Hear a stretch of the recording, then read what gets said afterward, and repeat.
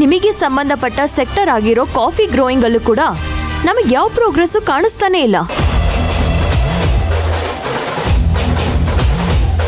ಕಂಪನಿಯಲ್ಲಿ coffee beans growing ಆಗ್ತಿದ್ದಕ್ಕಿಂತ 10% ಕಡಿಮೆನೇ ಆಗ್ತಾ ಇದೆ.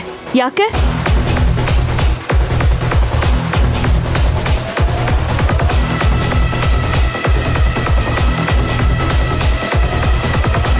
ಕೇಳಿ ಹೊಡೆಸ್ಕೊಳ್ಳೋದು ಅಂದರೆ ಇದೆ. ಇದೆಲ್ಲ ಬಿಲ್ಡಪ್ ಬೇಕಿತ್ತಾ? ಸುಮ್ಮನಿರ್ಬೇಕಿತ್ತು.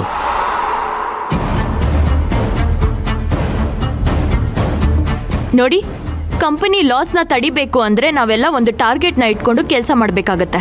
ಆ ಟಾರ್ಗೆಟ್ನ ನೀವು ಯಾರು ರೀಚ್ ಮಾಡದೆ ಹೋದ್ರೆ ಆಗ ನಾನು ಒಂದು ಕಾಲ್ನ ತಗೋಬೇಕಾಗತ್ತೆ.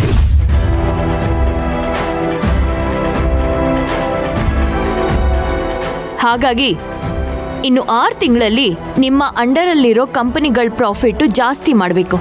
ಆ್ಯಂಡ್ ಆಲ್ರೆಡಿ ಲಾಸಲ್ಲಿ ನಡೀತಾ ಇರೋ ಸೆಕ್ಟರ್ಗಳನ್ನ ಸಕ್ಸಸ್ಫುಲ್ ಆಗಿ ರನ್ ಮಾಡಲೇಬೇಕು. ಇಲ್ಲ ಅಂದ್ರೆ ನಿಮ್ ಕೈಯಲ್ಲಿರೋ ಕಂಪನಿ ಶೇರ್ಸ್ಗಳನ್ನ ಬೇರೆಯವ್ರಿಗೆ ಕೊಡಬೇಕಾಗುತ್ತೆ.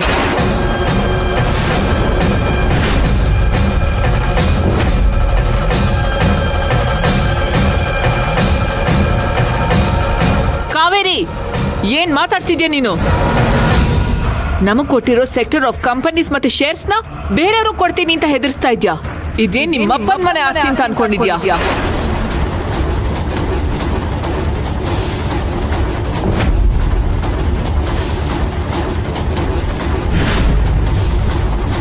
ಕಾತಿ, ಕಂಟ್ರೋಲ್ ಯುವರ್ ಸೆಲ್ಫ್.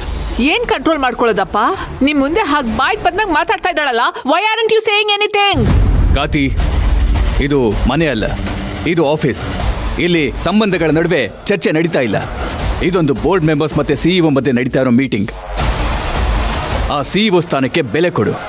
ಹಾಗೆ ನೀನೊಬ್ಳು ಬೋರ್ಡ್ ಮೆಂಬರ್ ಅನ್ನೋದನ್ನ ಮರಿಬೇಡ. ಆಗಬೇಕಾಗಿತ್ತು ಇವಳಿಗೆ. ನಾನು ಎಷ್ಟು ಹೇಳಿದ್ರು ಕೇಳಲ್ಲ ಇವಳು. ನನ್ನ ಮಾತು ಕೇಳಿ ಸುಮ್ಮನೆ ಕೂತ್ಕೊಂಡಿದ್ದಿದ್ರೆ ಆಗ್ತಾಯಿತ್ತು ಇವಳು. ಅದೇನು ಹೇಳ್ತಾಳೋ, ಶಂಕದಿಂದ ಬಂದ್ರೇ ತೀರ್ಥ ಅನ್ನೋ ಹಾಗೆ ಆಡ್ತಾಳೆ. Kaveri, please continue.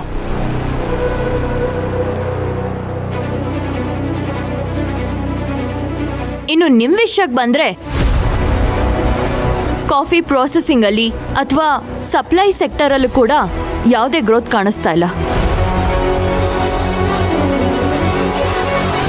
Coffee estate ಇಂದ ನಮ್ಮ ಕಂಪ್ನಿಗೆ ಬರೋ ಬೀನ್ಸ್ಗಳು ಸರಿಯಾಗಿ ಪ್ರೊಸೆಸಿಂಗ್ ಆಗದೆ, ಸರಿಯಾಗಿ ಪ್ಯಾಕಿಂಗ್ ಆಗದೆ, ಸರಿಯಾಗಿ ಸಪ್ಲೈ ಆಗದೆ ಟನ್ ಗಟ್ಟಲೆ ಕಾಫಿ ಬೀನ್ಸ್ಗಳು ವೇಸ್ಟ್ ಆಗ್ತಾ ಇದೆ.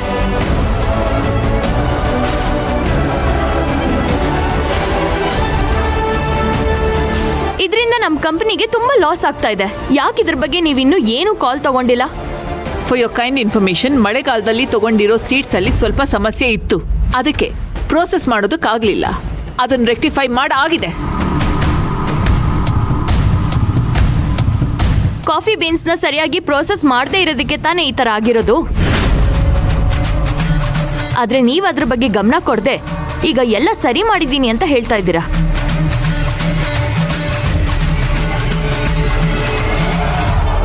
ಆಹಾ, ಕ್ರಿಮಿನಲ್ ಲಾಯರು ಅಂತ ಎಲ್ಲರಿಗೂ ಲಾ ಪಾಯಿಂಟ್ ಹಾಕಿ ಬಾಯ್ ಮುಚ್ಚಿಸ್ತಿದ್ಲು.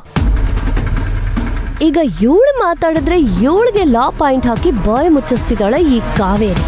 ಇದೇ ಫಸ್ಟ್ ಟೈಮ್ ಹೀಗಾಗ್ತಿರೋದು. ನೋಡಕ್ ಚೆನ್ನಾಗಿದೆ. ಇವಳು ದುರಹಂಕಾರ ಕರಗುತ್ತೆ. ಹಾಗೆ ನಿಮ್ಮ ಸೆಕ್ಟರ್ ಆಫ್ ಕಂಪನಿಯಲ್ಲಿ ಯಾವ ಗ್ರೋತು ಕಾಣಿಸ್ತಾ ಇಲ್ಲ, ಪ್ರಾಫಿಟು ಕಾಣಿಸ್ತಾ ಇಲ್ಲ. ಹೊಸ ಕ್ಲೈಂಟ್ನ ಕರೆಸಿ ಕಂಪ್ನಿ ಜೊತೆ ಕೊಲಾಬ್ರೇಟ್ ಮಾಡ್ಕೊಂಡಿದ್ದಾಳೆ ಕಾತಿ. ಇದು ಕಂಪ್ನಿ ಗ್ರೋತ್ ಅಲ್ವಾ, ಪ್ರಾಫಿಟ್ ಅಲ್ವಾ? ಈಗಾಗಲೇ ಲಾಸ್ ಆಗಿರೋ ಪ್ರಾಡಕ್ಟ್ಗೆ ನೀವು ತಂದಿರೋ ಒಂದೇ ಒಂದು ಡೀಲು ಫುಲ್ಫಿಲ್ ಆಗಲ್ಲ ಅಲ್ವಾ? ಇನ್ನೂ ಲಾಸ್ ರಿಕವರಿ ಆಗಬೇಕು, ಪ್ರಾಫಿಟ್ ಅಲ್ಲಿ ಗ್ರೋತ್ ಆಗಲೇಬೇಕು. ಇಲ್ಲ ಅಂದ್ರೆ ನಿಮ್ಮ ಅಂಡರಲ್ಲಿರೋ ಕಂಪ್ನಿನ ಅದ್ರ ಶೇರ್ಸ್ನ ಬೇರೆಯವ್ರಿಗೆ ಹ್ಯಾಂಡ್ ಓವರ್ ಮಾಡಬೇಕಾಗತ್ತೆ.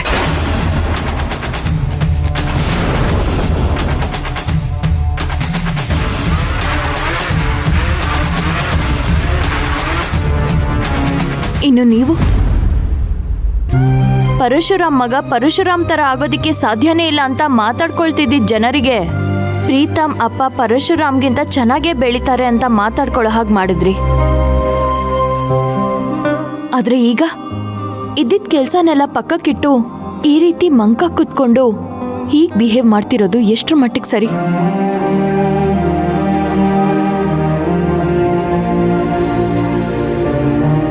ಡಾಕ್ಟರ್ಸ್ ಅಸೋಸಿಯೇಷನ್ ಅಲ್ಲಿ ಎಲ್ಲ ಜನರು ನಿಮ್ಗೆ ವೋಟ್ ಹಾಕಿ ಗೆಲ್ಸಿದ್ರು. ಅವ್ರಿಗೆಲ್ಲ ನೀವು ನ್ಯಾಯ ಒದಗಿಸ್ತಾ ಇದ್ದೀರಾ? ಇನ್ನು ರಾಮ್ ಸರ್ ನಿಮ್ಮನ್ನ ನಂಬಿ ಕಂಪನಿನ ಎಕ್ಸ್ಪ್ಯಾಂಡ್ ಮಾಡ್ತೀರಾ, ಗ್ರೋತ್ ಮಾಡ್ತೀರಾ ಅಂತ ಎಲ್ಲ ಜವಾಬ್ದಾರಿಗಳನ್ನ ನಿಮಗೆ ಕೊಟ್ರು. ಆದ್ರೆ ನೀವು ಆ ಜವಾಬ್ದಾರಿಗಳನ್ನ ಸರಿಯಾಗಿ ನಿಭಾಯಿಸಿದ್ರಾ? ಅದನ್ನೆಲ್ಲ ಮರ್ತು ಇವತ್ತು ಕಂಪನಿ ಲಾಸ್ ಆಗೋದಕ್ಕೆ ನೀವು ಕೂಡ ಕಾರಣ ಆಗಿದ್ದೀರಾ ಅಲ್ವಾ?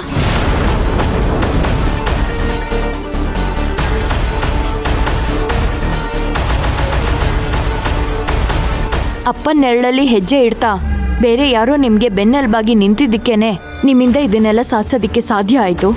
ನಿಮ್ಮೊಬ್ಬರಿಂದನೇ ಏನೂ ಸಾಧ್ಯ ಇಲ್ಲ ಅಂತ ಜನ ಎಲ್ಲ ಮಾತಾಡ್ಕೊಳ್ತಾ ಇದ್ದಾರೆ. ನೀವು ಹೀಗೆ ಮೌನವಾಗಿದ್ದು ಅವ್ರುಗಳು ಮಾತಾಡ್ಕೊಳ್ಳೋ ಮಾತು ನಿಜ ಅಂತ ಪ್ರೂವ್ ಮಾಡಬೇಡಿ.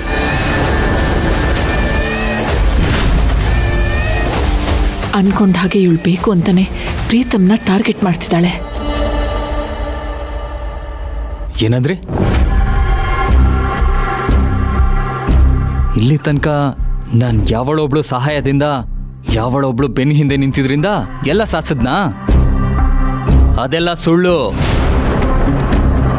ನಾನು ಈ ಸ್ಥಿತಿಗೆ ಬರೋದಿಕ್ಕೆ ನನ್ನ ಪರಿಶ್ರಮ, ನನ್ನ ಬುದ್ಧಿವಂತಿಕೆ ಮಾತ್ರ ಕಾರಣ.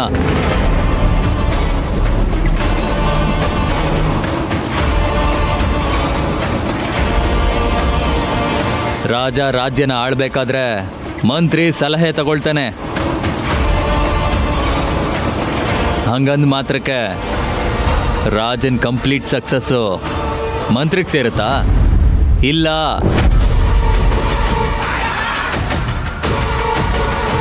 ಇತಿಹಾಸ ಗೆದ್ದ ರಾಜನ್ ಬಗ್ಗೆ ಮಾತಾಡುತ್ತೆ ಹೊರತು ಅದನ್ನ ಗೆಲ್ಲಕ್ಕೆ ಕಾರಣ ಆದ ಮಂತ್ರಿ ಬಗ್ಗೆ ಅಲ್ಲ.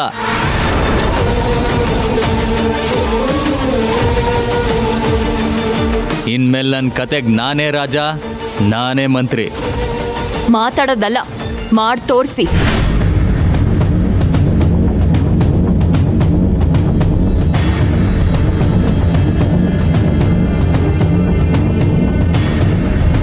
ನೀವು ಹೊಸದಾಗಿ ಸ್ಟಾರ್ಟ್ ಮಾಡಿ ನಿಲ್ಸಿರೋ ಕಾಫಿ ಚೈನ್ ಬಿಸ್ನೆಸ್ನ ಮತ್ತೆ ರೀಸ್ಟಾರ್ಟ್ ಮಾಡಿ ಸಕ್ಸಸ್ಫುಲ್ ಆಗಿ ರನ್ ಮಾಡಿ ತೋರಿಸಿ. ಆಗ ನಾನು ನಿಮ್ಮ ಮಾತನ್ನ ಒಪ್ಕೋತೀನಿ.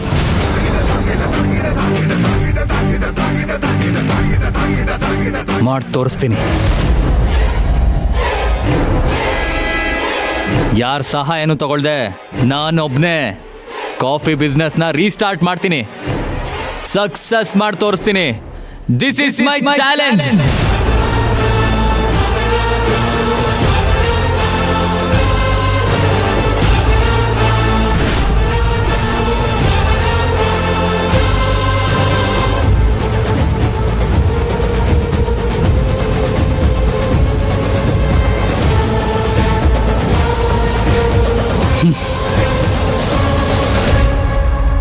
ಓಕೆ, ನೋಡೋಣ.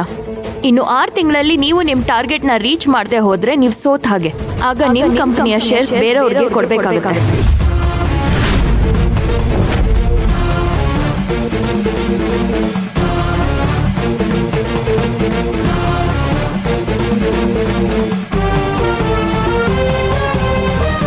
ನೀನು ನನ್ನ ಮೇಲೆ ಚಾಲೆಂಜ್ ಮಾಡಿ ಗೆದ್ದು ನಿಲ್ಬೇಕು ಅನ್ನೋದೇ ನನ್ನ ಆಸೆ ಪ್ರೀತು. ಅದಕ್ಕೋಸ್ಕರನೇ ನಿನ್ನ ಮನಸ್ಸಿಗೆ ನೋವಾಗೋ ಹಾಗೆ, ನಿನಗೆ ಕೋಪ ಬರೋ ಹಾಗೆ ನಾನು ಮಾತಾಡಿದ್ದು.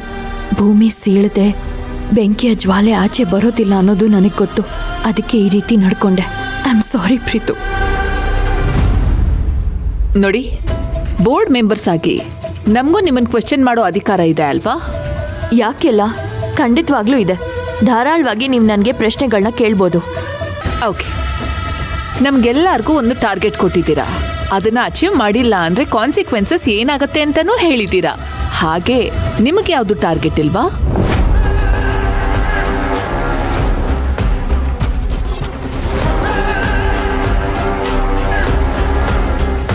ಅದನ್ನ ಅಚೀವ್ ಮಾಡದೇ ಇದ್ರೆ ನೀವೇನ್ ಮಾಡ್ತೀರಾ ಅಂತ ಹೇಳಿದ್ರೆ ನಮಗೂ ಕ್ಲಾರಿಟಿ ಇರತ್ತೆ.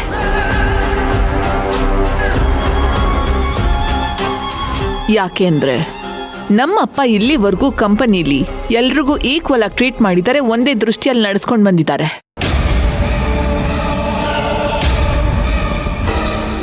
ನಮಗೊಂದು ರೂಲ್ಸು ನಿಮಗೊಂದು ರೂಲ್ಸು ಅನ್ನೋ ಥರ ನೀವು ಹೊಸದಾಗಿ ರೂಲ್ಸ್ ಮಾಡಿದ್ರೆ ನಮ್ಮಪ್ಪನ ಸಿದ್ಧಾಂತಗಳಿಗೆ ಕಳಂಕ ಬರುತ್ತಲ್ವಾ? ಆಹಾ ಸೂಪರ್ ಪಾಯಿಂಟ್ ಕೇಳಿದ್ರು. ಇಷ್ಟೊತ್ತು ಎಲ್ರು ಬಾಯ್ ಮುಚ್ಚಿಸ್ದಂಗಲ್ಲ. ಈ ಕಾವೇರಿಗೆ ಸರಿಯಾದ ಪ್ರಶ್ನೆ ಕೇಳಿದ್ರೆ ಎತ್ಗೆ. ಕಾವೇರಿ, ನೀನ್ ಇದಕ್ಕೆ ಆನ್ಸರ್ ಮಾಡಬೇಕು ಅಂತಿಲ್ಲ. ಯಾಕಪ್ಪ ಯಾಕೆ ಮಾತಾಡಬಾರ್ದು? ಇದು ಮನೆ ಅಲ್ಲ ಬೋರ್ಡ್ ಮೀಟಿಂಗ್ ಅಂತ ನೀವೇ ಹೇಳಿದ್ರಿ, ಏನಕ್ಕೆ ಮಾತಾಡಬಾರ್ದು?